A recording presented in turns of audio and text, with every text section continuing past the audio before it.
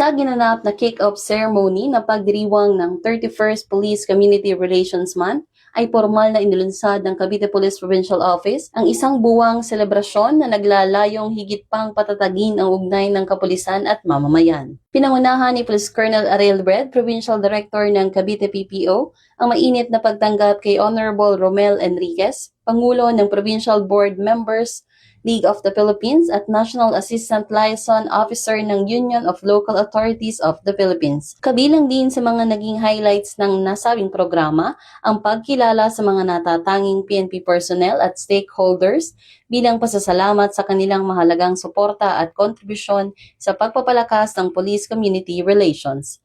At upang higit na maiparating ang kahalagahan ng pagdiriwang na ito, ating pakinggan ang mensahe ng ating panauhing pandangal. Ngayon po nilbiyan bilang presidente po ng mga board members sa buong Pilipinas ay isa po ng katuwang kung paano pa ho natin papagandahin o paano pa ho natin papalaganapin at paano natin papagandahin ang kumpiyansa ng ating mamamayan na lagi pong nariyan ang ating mga kapulisan at lagi pong nariyan ang ating pong mga partner NGOs upang bigyan po ng isang ligtas na Cavite ang ating mamamayan.